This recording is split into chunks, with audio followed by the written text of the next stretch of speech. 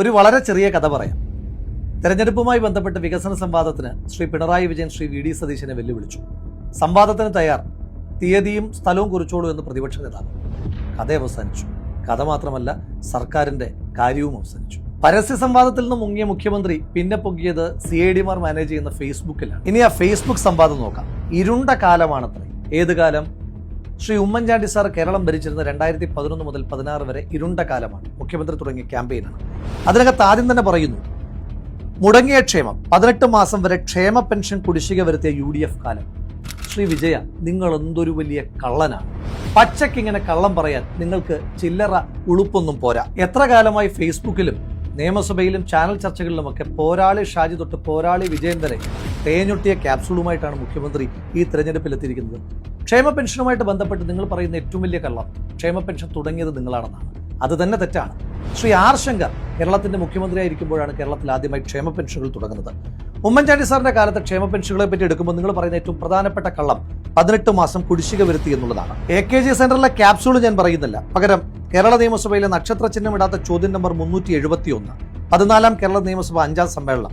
ചോദ്യകർത്താവ് Shri M Swaraj.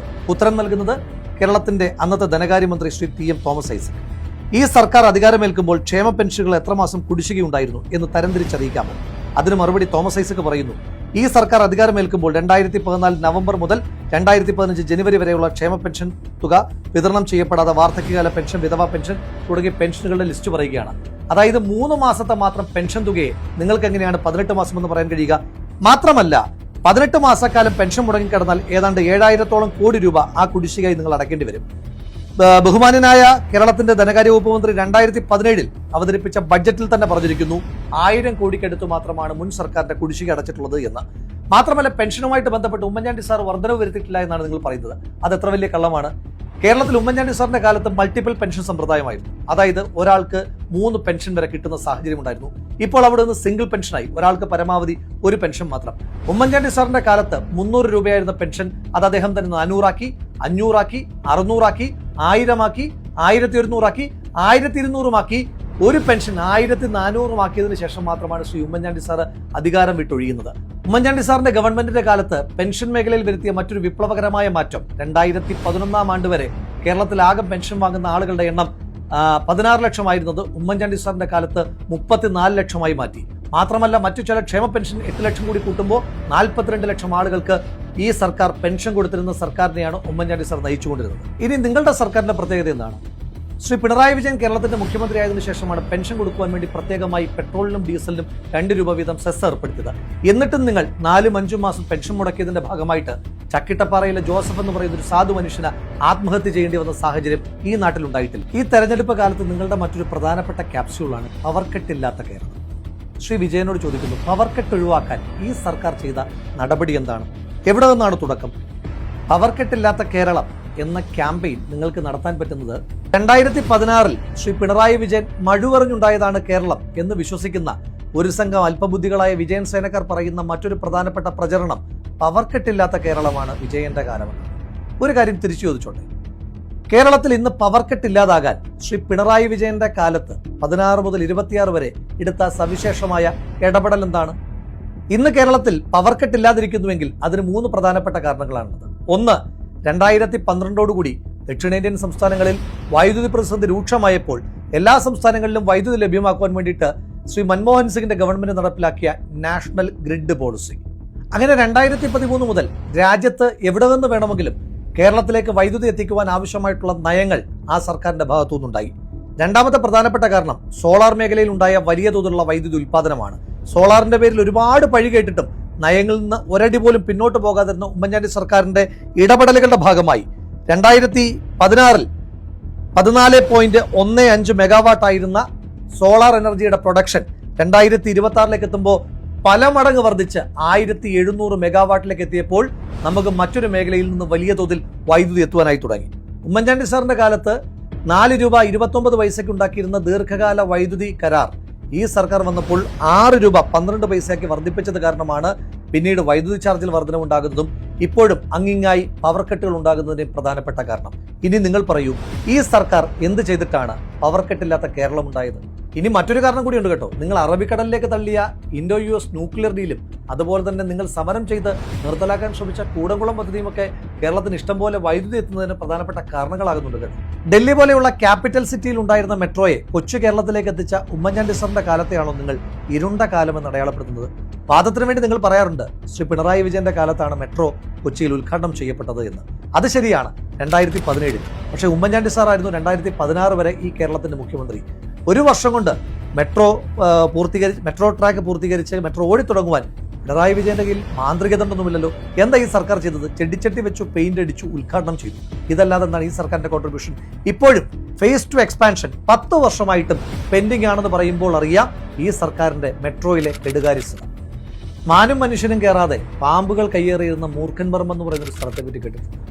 അതാണ് ഇന്നത്തെ കണ്ണൂർ വിമാനത്താവളം. കേരളം പോലെ പ്രവാസ ലോകത്തെ ഏറെ ആശ്രയിക്കുന്ന ഒരു സംസ്ഥാനത്തിന്റെ വിവിധ ഭാഗങ്ങളിൽ എയർപോർട്ട് എന്നുള്ളത് ഉമ്മൻചാണ്ടി സാറിന്റെ ആശയമായി. അതിന്റെ ഭാഗമായിട്ടാണ് കണ്ണൂരിൽ വിമാനത്താവളം കൊണ്ടുവന്നതും അതിനു വേണ്ടുന്ന പ്രവർത്തനങ്ങളുമായിട്ട് മുന്നോട്ട് പോകുന്നത്. അപ്പോഴും നിങ്ങൾ പറയും പിണറായി വിജയന്റെ കാലത്താണ് കണ്ണൂർ വിമാനത്താവളം ഉദ്ഘാടനം ചെയ്തതെന്ന്. ആ ഉദ്ഘാടനം ചെയ്യുന്ന വർഷം ഏതാണെന്ന് അറിയാമോ? 2018. 16 വരെ ഓർമ്മിപ്പിക്കുന്നു, ഉമ്മൻചാണ്ടി സാറായിരുന്നു കേരളത്തിന്റെ മുഖ്യമന്ത്രി. 2 വർഷം കൊണ്ടൊരു വിമാനത്താവളം ഉണ്ടാക്കാൻ പിന്നെയും പിണറായി വിജയന്റെ കയ്യിൽ മാന്ത്രികതണ്ടില്ലെന്ന് നിങ്ങൾ ആലോചിക്കണം. ഉമ്മൻചാണ്ടി സാർ മുഖ്യമന്ത്രി ആയിരിക്കുമ്പോൾ തന്നെ ടെസ്റ്റ് ഫ്ലൈയുടെ ഭാഗമായി ആദ്യ വിമാനം കണ്ണൂർ വിമാനത്താവളത്തിൽ ലാൻഡ് ചെയ്യുമ്പോൾ EP ജയരാജന്റെ നേതൃത്വത്തിൽ പുറത്ത് സമരമുണ്ടായിരുന്നു. അന്ന് പറഞ്ഞത് റൺവേയുടെ നീളം കുറവാണ് എന്നാണ്. 10 വർഷം കഴിഞ്ഞിട്ടും റൺവേയുടെ നീളമൊന്നും കൂടിയിട്ടില്ല കേട്ടോ. ഉമ്മൻചാണ്ടി സാറ് കൊണ്ടുവന്ന കണ്ണൂർ വിമാനത്താവളത്തിന്റെ ഉദ്ഘാടനം നടത്തിയെന്നല്ലാതെ ആറന്മുള അടക്കം ശബരി വിമാനത്താവളം അടക്കമുള്ള ഏതെങ്കിലും ഒരു പദ്ധതിയെ മുന്നോട്ട് കൊണ്ടുപോകുവാൻ നിങ്ങൾക്ക് കഴിഞ്ഞിട്ടുണ്ടോ? ഇന്ത്യയുടെയല്ല, ഏഷ്യയുടെ തന്നെ ഏറ്റവും സാധ്യതയുള്ള തുറമുഖമായി മാറുവാൻ പോകുന്ന വിഴിഞ്ഞം തുറമുഖ പദ്ധതിയുമായിട്ട് ഉമ്മൻചാണ്ടി സാർ മുന്നോട്ട് പോകുമ്പോൾ 5000 കോടി മാത്രം ആകെ എസ്റ്റിമേറ്റ് ചെയ്തിരുന്ന പദ്ധതിക്ക് 6000 കോടി രൂപയുടെ കടൽക്കൊള്ള എന്ന അഴിമതി ആരോപണം ഉന്നയിച്ചവരാണ് നിങ്ങൾ. ഉമ്മൻചാണ്ടി സാറിന്റെ കാലത്ത് അദാനിയുമായി എഗ്രിമെന്റ് ഉണ്ടാക്കുമ്പോൾ 1000 ദിവസം കൊണ്ട് പണി പൂർത്തീകരിച്ചില്ല എങ്കിൽ പിന്നീടുണ്ടാകുന്ന ഓരോ ദിവസത്തെ കാലതാമസത്തിനും അദാനിയുടെ കമ്പനി കേരളത്തിന് നഷ്ടപരിഹാരം തരണമെന്ന് പറയുന്ന എഗ്രിമെന്റ് ഉണ്ടായിരുന്നു. അതടക്കം വയലേറ്റ് ചെയ്തുകൊണ്ട് നിങ്ങൾ വൈകിപ്പിച്ച വിഴിഞ്ഞം തുറമുഖം ഇപ്പോഴും ഫുൾ ഫ്ലഡ്ജിലേക്ക് തുറന്നു കൊടുക്കുവാൻ 10 വർഷങ്ങൾക്ക് ശേഷവും നിങ്ങൾക്ക് കഴിഞ്ഞിട്ടില്ല എന്നുള്ളത് എത്ര വലിയ പരാജയമാണ്. കേരളത്തിൽ ഇനിയും തുടങ്ങുമെന്ന് പറഞ്ഞിരിക്കുന്ന 3 തുറമുഖങ്ങൾ എവിടെയൊക്കെയാണ് നിങ്ങൾ ഓപ്പൺ ചെയ്തിട്ടുള്ളത് എന്നുകൂടി ഒന്ന് പറഞ്ഞു തരാം. പാലാരിവട്ടം പാലം ഓർമ്മയില്ലേ? പാലാരിവട്ടത്ത് മാത്രമല്ല കേട്ടോ, കേരളത്തിൽ 227 ഇടത്താണ് പുതിയ പാലങ്ങൾ 400 ദിവസം കൊണ്ട് ഉമ്മൻചാണ്ടി സാറിന്റെ കാലത്ത് നിർമ്മിക്കപ്പെട്ടത്. അതിനകത്ത് തന്നെ 100 പാലങ്ങൾ വലിയ പാലങ്ങളായിരുന്നു. എന്നിട്ടും അതൊന്നും റിപ്പോർട്ട് ചെയ്യാതെ ഇല്ലാത്ത അഴിമതി ഉന്നയിച്ച്, ഇല്ലാത്ത ബലക്ഷയം ഉന്നയിച്ച് പാലാരിവട്ടം പാലത്തിന്റെ പേരിൽ നിങ്ങൾ ഒരു സർക്കാരിനെ താറടിച്ചിട്ട് വർഷം 10 കഴിഞ്ഞിട്ട് ഇപ്പോഴും ഉമ്മൻചാണ്ടി സാറിന്റെ കാലത്ത് നിർമ്മിച്ച അതേ പാലാരിവട്ടം പാലത്തിൽ കൂടി തന്നെയല്ലേ ഈ വാഹനങ്ങളെല്ലാം കടന്നു പോകുന്നത്? കേരളത്തിന്റെ ആരോഗ്യരംഗത്തെ പറ്റി ഞാൻ പ്രത്യേകം പറയേണ്ടുന്ന കാര്യമില്ല. ശസ്ത്രക്രിയയ്ക്ക് ശേഷം കത്രിക മറന്നു വെക്കുന്ന കേരളത്തിന്റെ ആരോഗ്യവകുപ്പിൽ മന്ത്രിക്ക് പെടലിക്ക് മാരകമായ ഒരു രോഗം വന്നിട്ട് ജില്ലാ ആശുപത്രി മുതൽ മെഡിക്കൽ കോളേജ് വരെ പോയിട്ടും എന്താണ് രോഗമെന്ന് ഇപ്പോഴും സ്ഥിരീകരിക്കാൻ കഴിയാത്ത കേരളത്തിൽ ഈ സർക്കാരിന്റെ കാലത്തെ ആരോഗ്യരംഗത്തെയും ഉമ്മൻചാണ്ടി സാറിന്റെ കാലത്തെ ആരോഗ്യരംഗത്തെയും തമ്മിലൊന്ന് താരതമ്യം ചെയ്ത് നോക്കൂ. കോവിഡിന്റെ കാലത്ത് PR ഒരുപാട് ചെയ്തുവെങ്കിലും പുതിയ കണക്കുകൾ പ്രകാരം എന്താണ് തെളിയിക്കുന്നത്? ഈ രാജ്യത്ത് ഏറ്റവും അധികം കോവിഡ് കേസുകൾ റിപ്പോർട്ട് ചെയ്യപ്പെട്ട 2ാമത്തെ സംസ്ഥാനം കേരളമാണ്. ഈ രാജ്യത്ത് ഏറ്റവും അധികം കോവിഡ് ഡെത്തുകൾ റിപ്പോർട്ട് ചെയ്യപ്പെട്ട സംസ്ഥാനം കേരളമാണ്. ഈ രാജ്യത്ത് ഏറ്റവും അധികം കോവിഡ് ഡെത്തുകൾ മറച്ചു വെച്ച സംസ്ഥാനവും കേരളമാണ്. അവിടെയാണ് ഉമ്മൻചാണ്ടി സാറിന്റെ കാലത്ത് പുതിയ 16 മെഡിക്കൽ കോളേജ്, അതിന്റെ പാലക്കാട് മെഡിക്കൽ കോളേജ്, പത്തനംതിട്ടയിലെ കോന്നി മെഡിക്കൽ കോളേജ് അടക്കമുള്ള 16 പുതിയ മെഡിക്കൽ കോളേജുകൾ കൊണ്ടുവന്നൊരു സർക്കാർ. ആ സർക്കാരിന്റെ മെഡിക്കൽ കോളേജുകളെ ഉമ്മൻചാണ്ടി സാറിന്റെ കാലത്ത് കൊണ്ടുവന്നു എന്നതിന്റെ പേരിൽ മാത്രം അട്ടിമറിച്ച സർക്കാരല്ലേ നിങ്ങളുടേത്? ഈ അടുത്ത ദിവസങ്ങളിൽ നമ്മൾ വായിച്ച ഏറ്റവും പ്രധാനപ്പെട്ട വാർത്തകളിലൊന്നാണ് തിരുവനന്തപുരം മെഡിക്കൽ കോളേജിൽ അഗ്നിബാധയെ തുടർന്ന് 5 പേർ ദാരുണമായി കൊല ചെയ്യപ്പെട്ട സംഭവം. അഗ്നിബാധ ഉണ്ടായപ്പോൾ പെട്ടെന്ന് മറ്റൊരു മെഡിക്കൽ കോളേജിലേക്ക് ഷിഫ്റ്റ് ചെയ്യുവാൻ പറ്റിയിരുന്നുവെങ്കിൽ ആ രോഗികൾ കൊല്ലപ്പെടുമായിരുന്നില്ല. തിരുവനന്തപുരത്ത് ഉമ്മൻചാണ്ടി സാറിന്റെ കാലത്ത് 2ാമത്തെ മെഡിക്കൽ കോളേജ് കൊണ്ടുവന്നതാണല്ലോ. അതിന്റെ കെട്ടിടത്തിന്റെ നിർമ്മാണവും അതുപോലെ തന്നെ ഇന്ത്യൻ മെഡിക്കൽ കൗൺസിലിന്റെ അംഗീകാരവും എല്ലാം പൂർത്തീകരിച്ചിട്ടും ഉമ്മൻചാണ്ടി സാർ കൊണ്ടുവന്നു എന്നതിന്റെ ഒറ്റ കാരണം പറഞ്ഞുകൊണ്ട് അത് തുറന്നു കൊടുക്കാത്ത സർക്കാരല്ലേ പിണറായി വിജയന്റെ സർക്കാർ? നിങ്ങളല്ലേ ആ 5 കൊലപാതകങ്ങൾക്ക് ഉത്തരവാദികൾ? ഈ സർക്കാരിൻ്റെതായ ഏറ്റവും പ്രധാനപ്പെട്ട അവകാശവാദം നാഷണൽ ഹൈവേ ആണ്. തള്ളൊക്കെ കേട്ട് കഴിഞ്ഞാൽ നമ്മൾ വിചാരിക്കും പാറശാലയ്ക്ക് അപ്പുറവും മഞ്ചേശ്വരത്തിന് ഇപ്പുറവും ദേശീയപാതയില്ല, ഈ കേരളത്തിൽ മാത്രമേ ഉള്ളൂ എന്ന്. ദേശീയപാത നിർമ്മാണത്തിൽ സംസ്ഥാന സർക്കാരിന് യാതൊരു പങ്കുമില്ല. ആ മുതൽ ക്ഷ വരെ ചെയ്യുന്നത് നാഷണൽ ഹൈവേ അതോറിറ്റി ഓഫ് ഇന്ത്യയാണ്. ഇതെന്റെ വാക്കുകളല്ല. 22/5/2025 ഹൈവേ തകർന്നപ്പോൾ കേരളത്തിന്റെ മുഖ്യമന്ത്രി ശ്രീ പിണറായി വിജയൻ പറഞ്ഞ വാക്കുകളാണ്. കൂളിമാട് പാലം തകരുമ്പോൾ കാറ്റിന്റെ കുഴപ്പം, കരാറുകാരന്റെ കുഴപ്പം. ചെറിയൊരു കലിങ്ക് കെട്ടിയാൽ എൻ്റെ റിയാസിൻ്റെയും ക്രെഡിറ്റ് എന്ന് പറയുന്ന കേരളത്തിൻ്റെ മുഖ്യമന്ത്രിയുടെ തന്നെ വാചകങ്ങളാണിത്.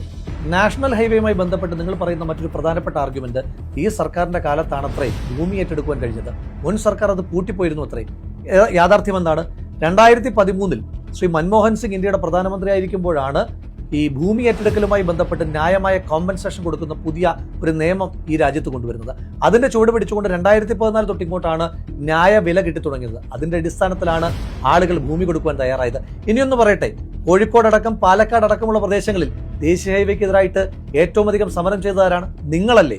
ദേശീയ ഹൈവേക്കെതിരായിട്ട് സമരം ചെയ്ത മുരളിയെ ഗുരുവായൂർ ദേവസ്വം ബോർഡിന്റെ ചെയർമാനാക്കിയ പാർട്ടിക്കാരല്ലേ നിങ്ങൾ? ഈ സർക്കാരിന്റെ മറ്റൊരു നേട്ടമായി പറയുന്നത് ഗെയിൽ വാതക പൈപ്പ് ലൈൻ നടപ്പിലാക്കിയെന്നാണ്. ഗെയിൽ ഭൂമിക്കടിയിലെ വാതക ബോംബ് എന്ന് മുദ്രാവാക്യം വിളിച്ച് സമരം ചെയ്ത പി രാജീവാണെന്ന് കേരളത്തിന്റെ വ്യവസായ മന്ത്രി എന്നുകൂടി ആലോചിച്ചിട്ട് വേണം സർക്കാർ അങ്ങനൊരു അവകാശവാദം ഉന്നയിക്കാൻ. രാജീവിനെ പറ്റി പറഞ്ഞപ്പോഴവർക്ക് ഈ സർക്കാരിന്റെ മറ്റൊരു പ്രധാനപ്പെട്ട നേട്ടമായി പറയുന്നത് കേരളത്തിൽ കഴിഞ്ഞ 5 വർഷക്കാലം കൊണ്ട് 5 ലക്ഷം പുതിയ സംരംഭങ്ങൾ തുടങ്ങിയെന്നാണ്. അതിന്റെ കണക്ക് നമുക്ക് നോക്കാം. കേരളത്തിൽ ആകെയുള്ളത് 941 ഗ്രാമപഞ്ചായത്തുകളാണ്. അങ്ങനെ നോക്കുമ്പോൾ ആകെ 5 ലക്ഷം വ്യവസായ സംരംഭങ്ങൾ വരണമെങ്കിൽ ഒരു പഞ്ചായത്തിൽ 531 പുതിയ സംരംഭങ്ങൾ തുടങ്ങണം. ഇനി നിങ്ങൾ പറയൂ, നിങ്ങളുടെ പഞ്ചായത്തിൽ ഈ 5 വർഷം കൊണ്ട് വന്ന പുതിയ ആ 531 വേണ്ട, 500 വേണ്ട, 200 പുതിയ സംരംഭങ്ങളുടെ ലിസ്റ്റ് നിങ്ങൾക്കൊന്ന് പറയാൻ കഴിയുമോ? വിലക്കയറ്റത്തെ പിടിച്ചു നിർത്തിയെന്നാണ് നിങ്ങൾ പറയുന്ന മറ്റൊരു അവകാശവാദം. 2016 1 കിലോ അരിയുടെ വിലയും 2026 1 കിലോ അരിയുടെ വിലയും തമ്മിൽ താരതമ്യപ്പെടുത്തുമ്പോൾ 30 രൂപയുടെ വ്യത്യാസമെങ്കിലും ഏറ്റവും ചുരുങ്ങിയതുണ്ട് എന്ന് മനസ്സിലാക്കിയിട്ട് വേണം വിലക്കയറ്റത്തെ പറ്റി ബാക്കിയുള്ള റോക്കറ്റ് സയൻസുകളെല്ലാം നിങ്ങൾ പറയാനായിട്ട്. ഈ സർക്കാരിന്റെ കൊള്ളരുതായ്മകൾ പറയാനാണെങ്കിൽ ഒരു വലിയ പട്ടിക തന്നെയുണ്ട്. പറയാനൊരു ദിവസമൊന്നും മതിയാകാതെ വരും 10 വർഷത്തെ ദുരിത ജീവിതം. പക്ഷെ അത് പറയേണ്ടുന്ന കാര്യമില്ല. ബസ്സിന്റെ പുറത്ത് നിങ്ങൾ എത്രയൊക്കെ സ്റ്റിക്കർ PRDയുടെ ഒട്ടിച്ചു വെച്ചാലും ബസ്സിനകത്ത് യാത്ര ചെയ്യുന്ന മനുഷ്യന്മാർക്ക് അറിയാമല്ലോ കഴിഞ്ഞ 10 വർഷക്കാലമായി അവർ അനുഭവിക്കുന്ന സത്യമായ ജീവിതത്തെ പറ്റി. ഇതുപോലെയുള്ള വ്യാജ വാഗ്ദാനങ്ങളുടെ, ഇതുപോലെയുള്ള വ്യാജ അവകാശവാദങ്ങളുടെ കോടാനുകോടികൾ മുടക്കിയിട്ടുള്ള PR തട്ടിപ്പുകളുടെ കാലമായിരുന്നില്ല ഉമ്മൻചാണ്ടി സാറിന്റെ കാലം. നിങ്ങൾ എത്ര വേട്ടയാടിയിട്ടും, നിങ്ങൾ എത്രയൊക്കെ കടന്നാക്രമിച്ചിട്ടും ഈ നാടിന്റെ വികസനത്തിന് വേണ്ടി, ഈ നാടിന്റെ ക്ഷേമത്തിന് വേണ്ടി, ഈ നാട്ടിലെ മണ്ണിനെയും മനുഷ്യനെയും ചേർത്ത് പിടിക്കുവാൻ വേണ്ടി തന്റെ ജീവിതം മാറ്റിവെച്ച ആ മനുഷ്യനെ പറ്റി ആ കല്ലറയിൽ എഴുതിയിരിക്കുന്ന വാചകം മാത്രമേ ഓർമ്മപ്പെടുത്തുവാനുള്ളൂ. സത്യമായും ആ മനുഷ്യൻ നീതിമാനാണ്.